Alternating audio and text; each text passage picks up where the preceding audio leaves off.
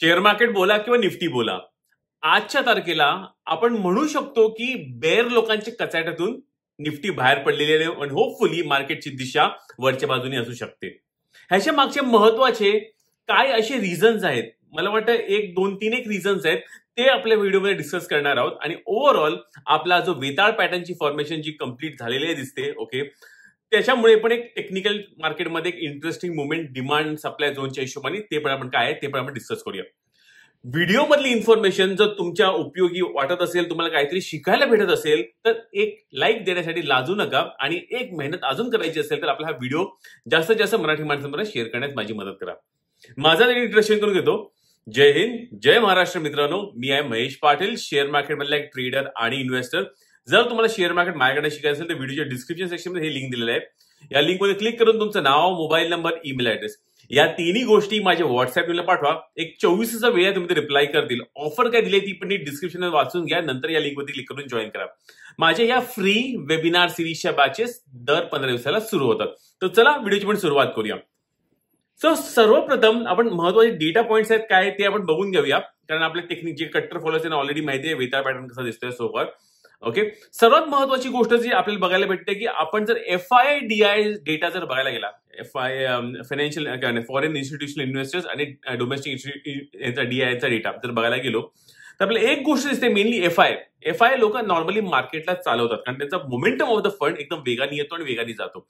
त्याचा मोमेंटम जो आहे कम्पेअर्ड टू ऑक्टोबर नोव्हेंबर मध्ये थोडीशी त्यांनी सेलिंग हाफ केलेली आहे. ओके, आणि स्टार्ट ऑफ द मंथ पण थोडीशी सेलिंग केलेली आहे, पण त्या मनाने त्यांची सेलिंग जरा कमी होते असं दिसायला येतोय. ओके, समोर ऑफकोर्स मार्केटला सपोर्ट करण्यासाठी तुमचे आणि आपल्या लोकांचे सगळ्यांचे सिप मार्केटमध्ये चाललेलेच आहेत. त्याच्यामुळे मार्केटमध्ये mutual funds, domestic institution heavily buying continuously करतच आहेत. सो त्यामुळे मला वाटतंय की हा डेटा बघून जसं वाटतंय, मॅक्रो डेटा बघून जसं वाटतंय की मनी फ्लो जो मार्केटमध्ये होपफुली आता डिसेंबर महिन्यापासून पॉझिटिव्ह एंड येईल. ह्याच्या मागचं अजून एक कारण काय ते पण मी तुम्हाला सांगणार आहे, पण त्याच्या आधी आपण अजून एक डेटा आपण पॉइंट बघून घेऊया. तो म्हणजे आहे क्रूड ऑइल, ज्याच्यावरती मेजर मार्केट सगळे चालतात, ज्याच्या बेसिसवरती पूर्ण मार्केटचे जगाचे मार्केट लक्ष ठेवत असतात. क्रूड ऑइल मध्ये पण छानपैकी एक साइडवेज कन्सोलिडेशन चालू केलंय. ओके, हा WTI क्रूड आहे. ओके, डॉलर टर्म्स मध्ये हा चार्ट दिसतोय आपल्याला. सो आपण जर ह्याला बघायला गेलो तर इन दिस केस आपल्याला क्लिअर कट दिसतोय की हा एका पॅरलल चॅनल मध्ये आपला किंवा एक चॅनल पट्टीमध्ये हा आपला क्रूड ऑइल ट्रेड करतोय. आणि फर्दर ह्याच्यामध्ये ऍडिशनल गोष्ट जर बघायला गेली क्रूड ऑइल मध्ये तर इकडे बॉटम बनलेला आहे आणि इथे kind of lower bottom formation बनून होपफुली इकडनं एक अपसाइड मोमेंटम ह्याच्यामध्ये दिसून येईल.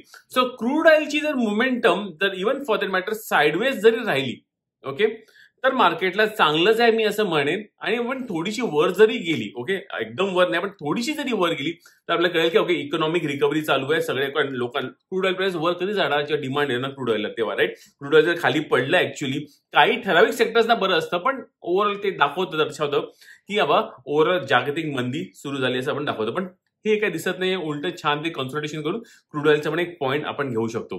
फर्दर इंटरेस्टिंग गोष्ट म्हणजे जी दुसरी ज्याच्यामुळे मार्केट हल्ली रिसेंटली पडलेलं होतं ते होतं रशिया आणि युक्रेन वॉरचं. आता रशिया आणि युक्रेन वॉरचं जर आपण बघायला गेलो थोडेसे जरा मावळती भूमिका घेतात आहे. ओके, एकमेकांमध्ये आता न्यूक्लिअर बॉम्ब फेकायच्या जागा गोष्टी करत नाही, तर आता सध्या ते ड्रोन्स एकमेकांवर टाकतात आहे, असं काही त्यांची लपडी चिल्लर वॉरफेअर त्यांची चालू आहे. ओके, इव्हन अशी काही न्यूज आलेली आहे की बाबा वाट बघा ट्रम्प साहेब येतात आहे, ट्रम्प साहेब आल्यावर आपण पुढे बघूया, असं इव्हन युक्रेनच्या साईडनी पण होत आहे. आणि सेम थिंग इव्हन पुटिनच्या साईडकडे कसं आहे की ट्रम्प आणि पुटिन हे एकदम जिगरी यार आहे. ओके, या जिगरी यार जेव्हा एकत्र भेटतील मला वाटतं हे पण कॉन्फ्लिक्टचं काहीतरी इश्यू चांगलंपणे एकदम स्टेबिलाइज होईल आणि हे जे ग्लोबल टेन्शन, जे जिओ पॉलिटिकल टेन्शन चालू आहे ते पण मार्केटमध्ये वाटतं कमी होऊन जाईल. ओके, सो हे काही महत्वाचे पॉईंट. आणि फायनल अजून एक पॉईंट मी तुम्हाला सांगतो मित्रांनो, महिना आहे डिसेंबरचा. ओके, आणि डिसेंबर मध्ये कसं असतं की पोर्टफोलिओ ड्रेसिंग, आपली विंडो ड्रेसिंग असते ना, किंवा इव्हन जेव्हा आपण मार्केटमध्ये चालायला जातो, मॉल्समध्ये चालतो, आपण एका दुकानामध्ये का जातो, कारण बाहेर विंडो ड्रेसिंग नीट केलेली असते. विंडो शॉपिंग जे लोक करतात ती ड्रेसिंग नीट असल्यामुळे लोक आतमध्ये दुकानाच्या आतमध्ये जातात. सो आता ह्याच्याशी संबंध काय, जे म्युच्युअल फंड वाले आहेत, जे हेज फंड वाले आहेत, जे PMS वाले आहेत, ह्यांचा कसं असतो की इयरली डेटा त्यांना दाखवतात क्लायंट्सला की माझा या कॅलेंडर इयरमध्ये आम्ही एवढा प्रॉफिट केलेला होता, या कॅलेंडर इयरमध्ये एवढा प्रॉफिट केलेला होता.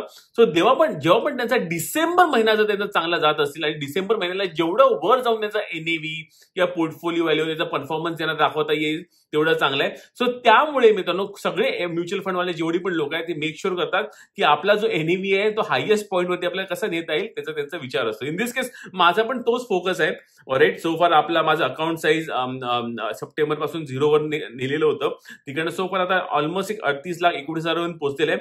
आणि माझे डिसेंबर मध्ये माझं टार्गेट काय हे वेगळ्या व्हिडिओमध्ये सांगणारच आहे. त्याच्या मागचं लॉजिक काय, कुठल्या सेक्टरवरती माझा फोकस असणार आहे तो एक वेगळा व्हिडिओ होपफुली उद्या मी आणणार आहे. पण सगळे म्युच्युअल फंड वाले, सगळे AIF वाले, सगळे PMS वाले, सगळे हेज फंड वाले, इंटरनॅशनल फंड जे पण असतील सगळ्यांचा फोकस असणार की माझा मंथली चार्ट जो प्रॉफिट चार्ट आहे किंवा माझा AUM चार्ट जो काही चार्ट असतो तो ग्राफ डिसेंबर 31ला हायेस्ट पॉईंटला राहावा. म्हणून होपफुली डिसेंबर महिन्यामध्ये तेजी राहण्याचा चान्स असं वाटतंय मार्केट वरच्या दिशेने असू शकतो. ओके, फायनली आपण टेक्निकल चार्ट मध्ये बघून घेऊया काय चालू आहे. तो टेक्निकल चार्ट मध्ये मी मागे बोललेलं वेताळ पॅटर्न फॉर्मेशन. ओके, वेताळ म्हणजे कुठला pattern, inverse head and shoulder formation. तर क्लिअर कट पिक्चर दिसायला लागलेलं आहे की एक छानपैकी इन्व्हर्स हेड अँड शोल्डर पॅटर्नची फॉर्मेशन झालेली आहे. ऑलराईट, आणि इकडे वेताळ पॅटर्नची नेकलाईनची असते, नेकलाईन जी असते वेताळ पॅटर्नची नेकलाईन, कुठे आपण नेकलाईन जरा काढूया. ही नेकलाईन जी असते हे नेकलाईनच्या वरती आजच्या दिवशी मे बी क्लोजिंग जर आली, ओके, मला वाटतं मार्केट ऑलमोस्ट बंद होणार आहे 45 मिनिटांमध्ये जेव्हा व्हिडिओ रेकॉर्ड करतोय. तर ऑफकोर्स ह्याच्यामध्ये काय सांगू शकतो, हा जो सप्लाय झोन जो होता जिकडे लोक येऊन सेलिंग करत होते, सगळे बेर काटे येऊन सेल करत होतं, ही सगळी सेलिंग वाटतं जी आहे या डिमांड जो सप्लाय झोन होता तो आता व्हेरी लाईकली डिमांड झोन बनेल. आणि होपफुली आपल्या डिसेंबर महिना मार्केटमध्ये money flow, cash flow because of geo political म्हणा, क्रूड ऑइल म्हणा, okay, even for that matter जे ट्रम्पच्या साईडनी म्हणा, हे सगळ्या गोष्टी आपल्याला दाखवत आहे की एक डिसेंबर एक चांगला महिना आपल्या इक्विटी मार्केटसाठी एखाद्या वेळेस असू शकतो. ऑलराईट मित्रांनो, तुमचं काय म्हणणं आहे, तुमचं काय मत आहे, डेफिनेटली कमेंट सेक्शन मध्ये जरूर टाका. आणि जास्तीत जास्त मराठी माणसांनी परत सांगतो शेअर मार्केट शिकणं खूप गरजेचं आहे. सो लिंक मध्ये क्लिक करून तुमचं पहिलं तर जॉईन करून घ्या. ओके, माझे पेड कोर्सेस पण आहे. जर तुम्हाला पेड कोर्स जॉईन करायचा असेल तर खाली जे लिंक येत आहे, सो लिंक नाही, नंबर जो येतो 8452935252 हा एक मात्र माझा क्लासरूम प्रोग्रामचा नंबर आहे. जर तुम्ही इंटरेस्टेड असाल तर तुम्ही ह्याला जॉईन करू शकतात आणि जे डिटेल्स तुम्ही मागू शकतात आमचे क्लासरूमचे. ओके, फीज आणि सगळं तुम्हाला माझी टीम तुम्हाला पाठवून देत. मित्रांनो, मी महेश पाटील. जय हिंद, जय महाराष्ट्र.